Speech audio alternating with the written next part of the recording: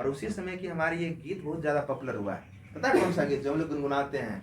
हमारे देश की धरती सोना उगले उगले हीरा मोती। ये उसी समय की कहानी। उसने एक नारा दिया था कि सुबह का नाश्ता जम्मू कश्मीर में करें, तो दोपहर का लंच कहाँ करेंगे? अमृतसर में करेंगे। और बोला था शाम होते होते, रात होते होते चहल कदमी करते हुए दिल्ली में डिनर करेंगे।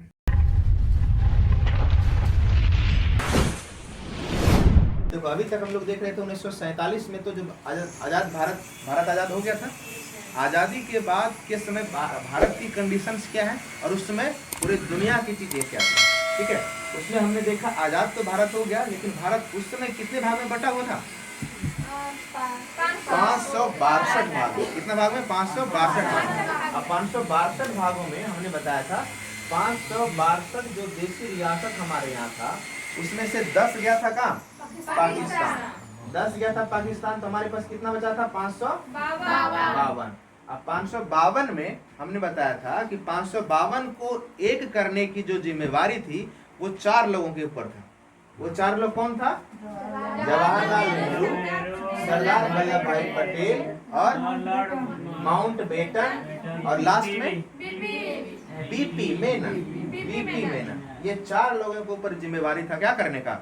ये 552 का 552 को अखंड भारत बनाने का।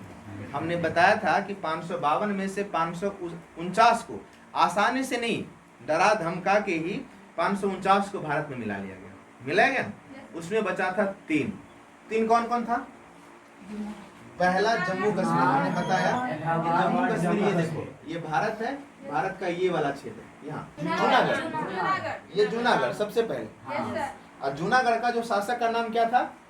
मोहम्मद महावत खान, ठीक है। और अंततः विलय पत्र पर सिग्नेचर के माध्यम से हमने क्या किया? इसको मिलाया।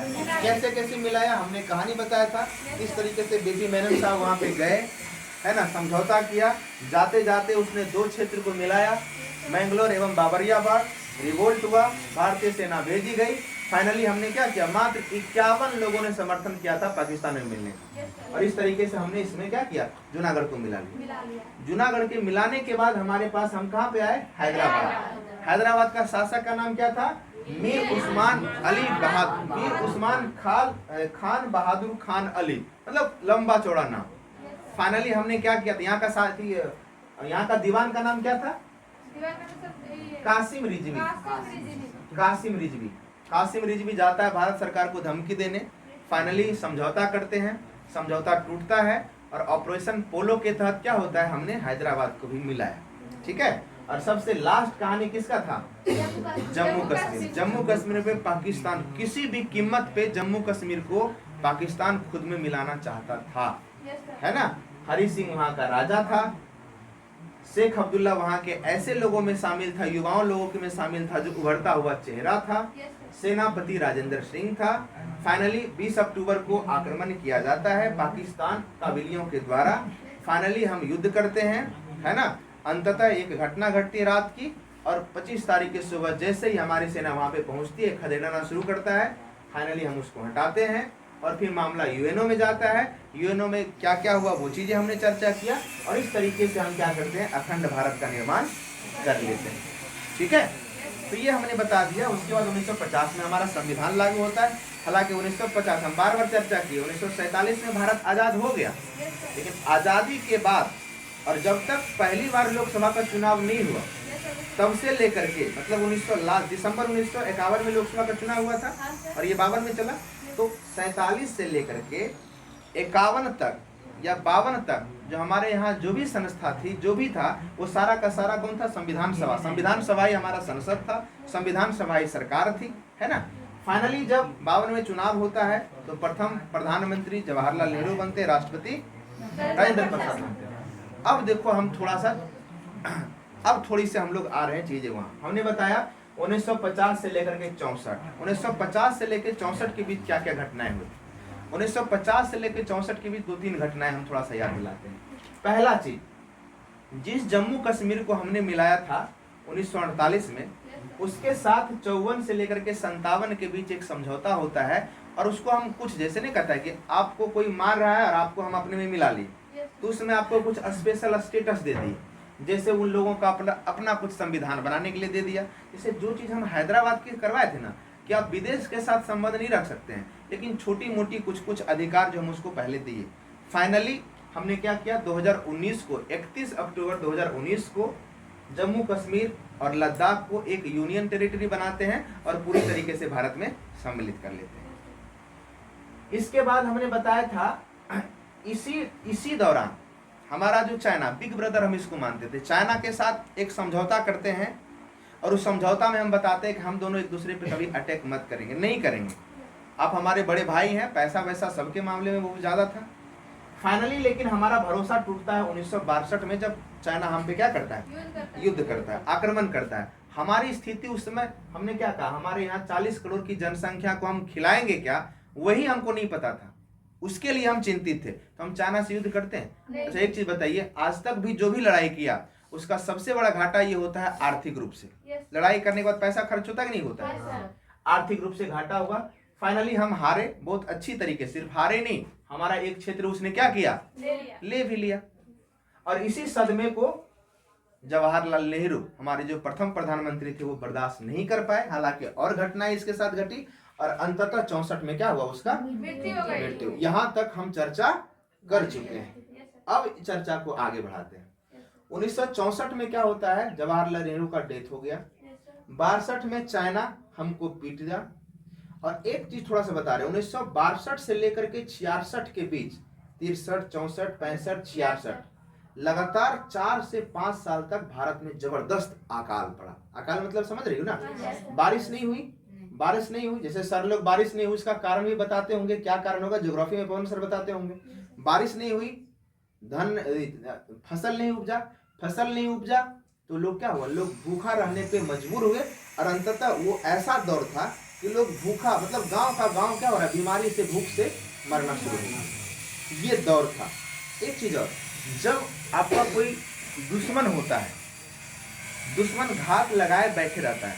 एक चीज हम बताएं, जैसे हमने क्या, एक तो 562 टोटल था, 2 भाग में डिसाइड हुआ, एक भारत और पाकिस्तान। भारत को मिला 552, पाकिस्तान को मिला कितना, 10। बताइए, 2 भाई अलग हुआ, एक को मिल गया 552 खेत और एक को मिला 10 खेत, तो उसके अंदर कैसा लगेगा, जलन होगा और दुश्मनी भी करेगा। तो उसी दिन से, और वैसे जैसे भी हमने जम्मू कश्मीर को भारत में मिलाया, पाकिस्तान उसी दिन से एकदम खौफ लगाए हुए बैठा था। पाकिस्तान को सपोर्ट किसका था, अमेरिका का था ना, हमने बताया था ना क्यों सपोर्ट था, पाकिस्तान को सपोर्ट था अमेरिका। वो घात लगाए बैठा था कब हम जम्मू कश्मीर का बदला भारत से लेंगे। 1964 में वैसा उसके पास मौका मिल गया। अब देखिए होता क्या है, जैसे 1964 में प्रधानमंत्री की मृत्यु होती है, कांग्रेस के प्रधानमंत्री जवाहरलाल का मृत्यु होता है एकाएक पद पे रहते हुए। अब होता क्या, जैसे इसकी मृत्यु होती है, अब वैसा कोई लीडर हमारे पास नहीं था कि हम उसको एकाएक प्रधानमंत्री बनाए। उस समय कांग्रेस का जो कांग्रेस के अध्यक्ष हुआ करता था के कामराज, नाम सुने हैं, के कामराज, ये साउथ के नेता थे, इसके पास तमाम काबिलियत था प्रधानमंत्री बनने का, लेकिन ये नहीं बन पाए। क्यों, क्योंकि इसको हिंदी नहीं आती थी।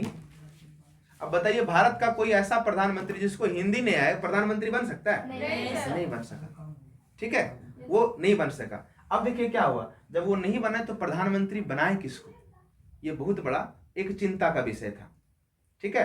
हालांकि वहां पे एक नाम आता है मोरारजी देसाई का नाम सुने, वो हमेशा चाहते हैं कि हम प्रधानमंत्री बने, और हालांकि अंतिम रूप से उसकी इच्छा पूरी भी होती है, लेकिन कांग्रेस में रह करके नहीं।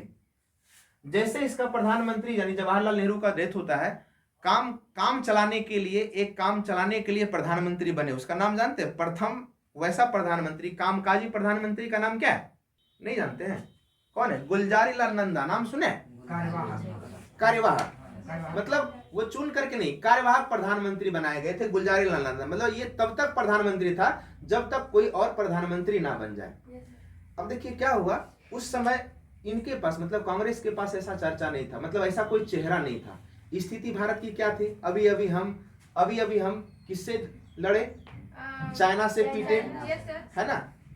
अंतरराष्ट्रीय स्तर का नेता हमारे गार्जियन जवाहरलाल नेहरू जा चुके थे, लगातार हम अकाल से जूझ रहे थे, मतलब इससे बुरा स्थिति क्या हो सकता है, वो स्थिति में हमने क्या किया, एक ऐसे प्रधानमंत्री का चुनाव किया।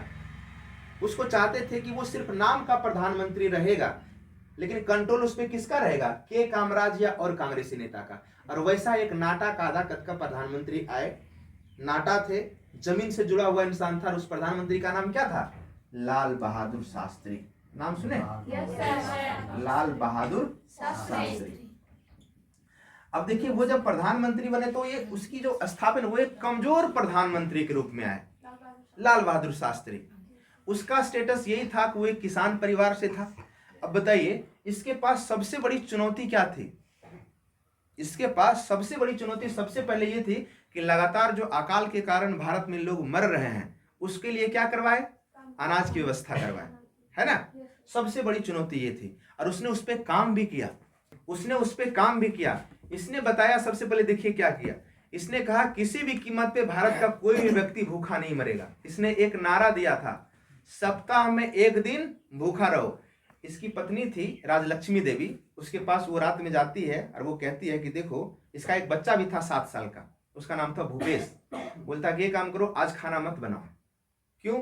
आज खाना अगर हम नहीं बनाएंगे, देखते हैं हम दोनों तो भूखे रह जाएंगे, हमारा बेटा भूखा रहेगा कि नहीं, सॉरी बेटा ही था, बेटा भूखा रहेगा कि नहीं। और खाना नहीं बनाया और देखा सुबह सब कुछ ठीक है, यानी कि भूखा रह लिया। तब इसने नारा दिया कि सप्ताह में एक दिन क्या रहो, भूखा रहो। यानी कि अपना एक्सपेरिमेंट पहले खुद अपने बेटा पे किया, और एक दिन इसलिए भूखा रहने के लिए सबको बोला कि उस दिन का अगर अनाज बचेगा ना तो अगला दिन लोग खाएगा। जो प्रधानमंत्री जहाँ पे रहते हैं ना, उसका कार्यालय होता है, उसको कहा जाता है प्रधानमंत्री कार्यालय, पीएमओ। रोज सुबह सुबह लाल बहादुर शास्त्री 4 बजे उठते थे और हल बैल ले करके पीएमओ में ही क्या करते थे, हल जोतते थे। इनके लाल बहादुर शास्त्री की चर्चा कर रहे हैं। सुबह सुबह उठ करके वहां क्या करते थे, हल बैल चलाते थे, लोगों को संदेश देते थे, आप क्या करो, ज्यादा ज्यादा खाद्यान्न फसल उगाओ। और उसी समय की हमारी ये गीत बहुत ज्यादा पॉपुलर हुआ है। पता है कौन सा गीत? जो हम लोग गुनगुनाते हैं, हमारे देश की धरती सोना उगले उगले हीरा मोती। ये उसी समय की कहानी। और हमने फाइनली उस पर काबू पाया। लेकिन इसी समय, ये लगभग दौर है 1964, 65, 66 का। उसी समय दुनिया के किसी कोने में एक बहुत बड़ा एक्सपेरिमेंट चल रहा था। इन भारत में जो लगातार अकाल पड़ रहा था ना, अकाल से लोग मृत्यु, सिर्फ भारत ही नहीं बल्कि भारत जैसे तमाम विकासशील देश की स्थिति थी। लेकिन दुनिया में एक देश था, मैक्सिको। वहां पे एक एक्सपेरिमेंट चल रहा था, एक ऐसा एक्सपेरिमेंट जो आने वाला समय में सारे लोग जो भूख से मर रहे उसको बचाएगा। पता है वो एक्सपेरिमेंट क्या था? वो एक्सपेरिमेंट ये था, जैसे अभी मान लिया जाए हम एक कट्ठा खेत में अनाज बोते हैं, तो हमारे यहाँ मान लिया जाए 1 मन चावल हो या 1 मन गेहूं उपजता है।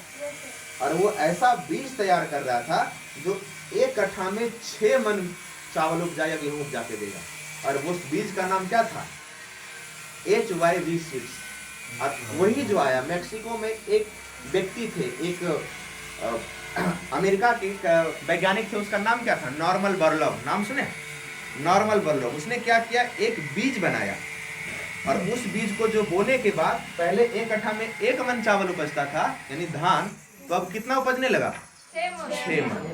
यानी भारत में अगर टोटल उस समय 100 मन चावल उपजता था, तो अब कितना उपजेगा? 600 मन। यानी कि जो भूख की स्थिति थी वो समाप्त हो जाएगी।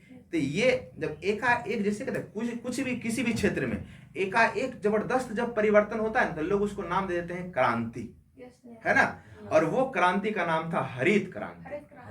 हालांकि इसकी पृष्ठभूमि थोड़ा सा बाद चर्चा करेंगे, क्योंकि हरित क्रांति आया 1966 में, लेकिन हम अभी चर्चा कर रहे हैं 1964। 1964 में हमने क्या बताया? भूख से हमारा हालत खराब था, भारत का हालत खराब था। जवाहरलाल नेहरू का डेथ हो गया था, है ना।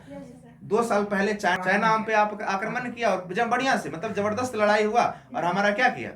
जमीन भी छीन लिया। और इसी सिचुएशन का घात लगा करके बैठा था कौन?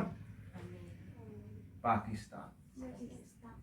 कहावत कहता ना, जब आपका बुरा वक्त आता है उस समय आपका दुश्मन चाहता है कि हम आप पे क्या करें? अटैक करें। और उसने क्या किया? उस समय यहाँ का राष्ट्रपति हुआ करता था पाकिस्तान का, अयूब खान। नाम सुने हैं? अयूब खान। और इसको सपोर्ट कौन कर रहा था? पाकिस्तान का फादर उस समय कौन थे? अमेरिका सपोर्ट कर रहा था। अब इसने क्या किया? अयूब खान ने क्या किया? भारत पर आक्रमण किया। आक्रमण जब किया तो बताते हैं वो कंडीशन क्या था। जब वो आक्रमण किया ना तो वो जम्मू कश्मीर के बॉर्डर से आक्रमण किया। अब बताइए, हमारे यहाँ खाने का ठीक नहीं है, हमारे यहाँ 2 साल पहले मृत्यु हो गया, 1 साल पहले हमारे नेता चले गए, 2 साल पहले चाइना जो है हमको जबरदस्त तरीके से परास्त किया। हम लड़ने की स्थिति में है? हम तो बस ये चाह रहे हैं कि किसी तरीके से इतना अनाज उपज जाए कि हम लोग बढ़िया से खा सके। लेकिन पाकिस्तान इसी का फायदा उठाया। उसने एक नारा दिया था, क्या नारा दिया था? उसको तो एकदम पूरा अस्वस्थ हो गया था कि हम इस बार तो हम क्या करेंगे, भारत को हराएंगे, है ना। उसने एक नारा दिया था कि सुबह का नाश्ता जम्मू कश्मीर में करेंगे। अयूब खान का एक नारा था, सुबह का नाश्ता जम्मू कश्मीर में करेंगे। दोपहर में क्या होता है, डिनर या लंच होता है, तो दोपहर का लंच कहाँ करेंगे, अमृतसर में करेंगे। यानी कि सुबह हम जम्मू कश्मीर को भारत में मिलाएंगे, वहां हराएंगे भारतीय सेना को, दोपहर में पंजाब तक, अमृतसर तक आएंगे। और बोला था शाम होते होते, रात होते होते चहल कदमी करते हुए दिल्ली में डिनर करेंगे। इसका मतलब ये था कि रात होते होते हम दिल्ली तक भी क्या कर देंगे, चढ़ाई कर देंगे। ये उसका नारा था, ठीक ना। भारत की ये तो लाल बहादुर शास्त्री कमजोर प्रधानमंत्री के रूप में है। और जब हमारा प्रधानमंत्री ही कमजोर है तो हमारी सेना, हमारे प्रजा में कितना हौसला होगा। जैसे अभी का प्रधानमंत्री हो या ना हो, क्या दिखाता है, हमारा 36 इंच का 56 इंच का सीना है, कहता है ना। तो हम लोग को भी थोड़ा सा लगता है हो ना हो, लेकिन बोलता तो है नहीं। हम इतना लोग को मार दे, पाकिस्तान को नस्तो नाबूद कर देंगे, उड़ा देंगे, करेगा नहीं करेगा, लेकिन थोड़ा हौसला तो होता है ना। इससे कोई होता है ना कि गरजने वाला आदमी नहीं, लड़े या ना लड़े। जैसे हमारे साथ हमारा दोस्त रहता है गोपाल, नहीं हमेशा हमको रहता है कि नहीं कुछ भी होगा वो हमारे साथ है, ऐसा होता है। ऐसा एक कंडीशन था। लेकिन ये तो कमजोर प्रधानमंत्री थी। इसके पास सेनापति आते बोले कि क्या किया जाए, पाकिस्तान तो आक्रमण कर दिया, हमारे पास लड़ने की स्थिति नहीं है। पहली बार दुनिया ने इस कमजोर प्रधानमंत्री की शक्ति देखी। उसने कहा वो जम्मू कश्मीर से आया है ना, तुम पाकिस्तान का बॉर्डर खोलो। और लाल बहादुर शास्त्री भारतीय सेना को बोलता है पाकिस्तान का बॉर्डर खोलो, और पाकिस्तान के बॉर्डर खोल करके क्या करो, वो उधर से अटैक किया तुम इधर से अटैक करो। और उस दिन अटैक करता है 31 तारीख का डेट रहता है, 31 दिसंबर का डेट रहता है 1965 में, 31 दिसंबर नहीं, समथिंग मैं डेट बोल रहा हूँ। आक्रमण करता है और मात्र 2 दिन में हमारी सेना लड़ते लड़ते लड़ते लड़ते पता है कहाँ चल जाती है, पाकिस्तान को, सिंध को। जैसे इधर जाइएगा ना तो पाकिस्तान से सटा हुआ जो क्षेत्र है यहाँ पे है ना, ये पाकिस्तान है ना, यहाँ पे देखो सिंध है, मतलब नहीं दिखाई दे रहा है, थोड़ा सा आगे सिंध है, और लाहौर है, अमृतसर से आगे लाहौर। हमारी सेना लाहौर तक पहुंच जाती है। कहाँ तक, लाहौर तक। पाकिस्तान को मतलब आश्चर्य लग गया कि हम तो सोचे थे कमजोर है, हम तो इसको हरा देंगे, ये कैसे हो सका भाई। सबको आश्चर्य लगा। ठीक है, थोड़ा सा कोऑपरेट कीजिए, थोड़ा सा सबको आश्चर्य लगा। हमारी सेना लाहौर तक चली गई। अब पाकिस्तान को लगा अब कोई उपाय नहीं, अब युद्ध को रोकना पड़ेगा। कैसे रोकेगा, तो अपने बाप को फोन किया कि पापा हमसे नहीं हो रहा है ना। तो अमेरिका जो है क्या किया, थोड़ा इंटरनेशनल प्रेशर भी होता है, रसिया के साथ मिल करके बोला अब युद्ध को रोकना चाहिए। तो बोला चलो समझौता करवाते हैं। तो भारत और पाकिस्तान दोनों के नेताओं को कहाँ बुलाया, रूस बुलाया। रूस का एक जगह था ताशकंद, वहां बुलाता है, वहां पे युद्ध रोकने की बात करता है। तो हमारे जो प्रधानमंत्री थे लाल बहादुर शास्त्री, वो कहते थे कि जनाब ने कहा था, जनाब ने क्या कहा था, कि जनाब ने कहा था कि जम्मू कश्मीर में नाश्ता करेंगे, अमृतसर में लंच करेंगे, और चहल कदमी करते हुए दिल्ली में डिनर करेंगे। तो हमने कहा कि काहे तकलीफ दे, हम ही लाहौर पहुंच जाते हैं, है ना। और हम ही क्या किए, लाहौर पहुंच गए। नहीं, हकीकत ऐसा हुआ कि 9 दिन तक जब लाल बहादुर शास्त्री को मनाता रहा, बोला हम 1 इंच भी नहीं हटेंगे, वो ले ले हमारा कश्मीर, हमको कोई दिक्कत नहीं, हम लाहौर नहीं छोड़ेंगे। 9 दिन तक अड़े रहे। 10वां दिन ऐसा माना जाता है कि कुछ प्रेशर बनाया गया। रात में सोने से पहले वो अपनी पत्नी को, लक्ष्मी को कॉल करती है कि लगता है कि अब हमको मानना पड़ेगा। लेकिन उसी रात उसका डेथ होता है। क्यों होता है, नहीं होता है, अभी भी ये पहली बुझ कर नहीं पहली बुझा गया। ऐसा माना जाता है कि उसके बाद उसका जो डेड बॉडी था वो पीला पड़ गया था, पॉइजन दे दिया गया था। अंततः वो माँ ने अपना सेना को वापस किए। गए तो 2 पैरों पे थे, और उधर से पहला ऐसा प्रधानमंत्री जिसकी विदेश में मृत्यु हुई, और हमारे प्रधानमंत्री का क्या वहीं पे डेथ हो गया। फिर फाइनली वो आते हैं 1965 का युद्ध इस तरीके से समाप्त होता है। और पाकिस्तान को पहले तो जम्मू कश्मीर में पीटे, और दूसरा हमने 1965 में उसको जबरदस्त तरीके से बता दिया कि हम कमजोर भी हैं तो तुमसे तो कमजोर नहीं है, है ना। और इस तरीके से 1965 की कहानी समाप्त होती है। अब देखिए 1965 में जब एकाएक इनकी मृत्यु हुई, ठीक है, 1965 में जब इसकी मृत्यु हुई इनकी, लाल बहादुर शास्त्री का, तो फिर से एक बार जो है कांग्रेस में एक असमंजस की स्थिति हो गया कि नेक्स्ट प्रधानमंत्री हम किसको बनाएं। फिर से कार्यवाहक प्रधानमंत्री किसको बनाया गया? लाल बहादुर शास्त्री को। कार्यवाहक मतलब जब तक नया प्रधानमंत्री, सॉरी लाल बहादुर शास्त्री, गुलजारी लाल नंदा, है ना। फिर से किसको बनाया गया? गुलजारी लाल नंदा 1965 में। यदि 66 में इसकी मृत्यु हो जाती है, उसके बाद और कौन प्रधान? फिर से टांग अड़ाने के लिए आ गए मोरारजी देसाई, हमको बनाओ। देखो होता क्या था ना, मोरारजी देसाई के सिद्धांत थोड़ा अलग थे, है ना। कांग्रेस का जो मूल नेता थे उसको कोई पसंद नहीं करते थे, ठीक है। यही कारण है कि बाद में वो अलग हो गए, अलग बात है, अलग से जनता पार्टी सरकार होनी थी, बात अलग चीज है, वहां पे नहीं जाएंगे। यानी फिर से कौन बने प्रधानमंत्री? कार्यवाहक गुलजारी लाल नंदा। सिचुएशन अभी भी बहुत अच्छा नहीं हुआ था। हमने भले ही पाकिस्तान को हमने हरा दिया, लेकिन हमारे यहाँ जो दयनीय स्थिति था भोजन को लेकर के, वो अभी तक, क्योंकि अकाल लगातार पड़ रहा था, वो तक अभी तक नहीं सुधरा। और हमने क्या किया, भले ही युद्ध हमने जीत लिया, लेकिन इकोनॉमिक रूप से और हम कमजोर हुए। तो एक ऐसे प्रधानमंत्री की यहाँ पे तलाश था जो इस सिचुएशन को हैंडल करे। कभी कभी क्या होता है ना कि आपके अंदर बहुत ज्यादा काबिलियत होती है और आपको खुद नहीं पता होता है। जैसे रामायण में हम लोग क्या कहते हैं, हनुमान जी का नाम सुने? जब वो सीता माता की खोज के लिए जा रहे थे तो उसको भी नहीं पता था कि हम क्या करेंगे, पूरा इतना बड़ा जो है समुद्र को लांग करके श्रीलंका जाएंगे। तो उसको भी याद दिलाना पड़ा कि तुम पवन के पुत्र हो, तुम पवन के गति से भी तेज उड़ सकते हो। तब वो अपना रौद्र रूप धारण करते हैं और उड़ते हैं, ऐसा जो लिखा हुआ है। तो कभी कभी क्या होता है कि हमारे अंदर जो काबिलियत होता है वो नहीं निखरता है, हमको खुद नहीं पता होता है। लेकिन इसी समय एक ऐसे नेता के रूप में एक ऐसे व्यक्ति चाहिए था जो इस सिचुएशन को संभाले, और उस व्यक्ति के रूप में नाम आया था सामने। उसका नाम था इंदिरा गांधी। क्या नाम था? इंदिरा गांधी। इसमें उस समय बताया जाता है कि इसमें सिर्फ इतनी ही काबिलियत थी क्योंकि ये जवाहरलाल नेहरू की बेटी थी, जवाहरलाल नेहरू की बेटी थी। इसकी एक दोस्त है कमलाबाई। एक एपिसोड आता है प्रधानमंत्री एपिसोड, कभी अगर देखिएगा तो उसमें होगा, वो बोलती है जब पहली बार ये प्रधानमंत्री बनी थी ना, तो अपनी दोस्त को बोलती है कि हम इसके मुंह से आवाज नहीं निकल रहा था। पहली बार जब ये संसद गई ना, इसके मुंह से आवाज नहीं, इसलिए इसको नाम दिया था, पता है, कांग्रेस के लोग इसको नाम दिया था गूंगी गुड़िया। इंदिरा गांधी जब पहली बार प्रधानमंत्री बनी तो इसको नाम क्या दिया गया था? गूंगी गुड़िया। क्योंकि कुछ लोग जो कांग्रेस में ही थे वो नहीं चाहते थे कि ये प्रधानमंत्री बने, लेकिन ये चूंकि ब्लड किसका था? जवाहरलाल नेहरू का, है ना। याद होगा जब सर लोग पढ़ाए होंगे नेशनल मूवमेंट में एक आंदोलन आता है सविनय अवज्ञा आंदोलन, पढ़ाए होंगे। जब वो 6 से 7 साल की थी ना, उसी समय एक सेना को लीड करती थी, बानर सेना, नाम सुने? मतलब कम एज में ही वो ऐसा सोचती थी कि हम भी क्या करेंगे, हम भी अंग्रेजों से लड़ेंगे।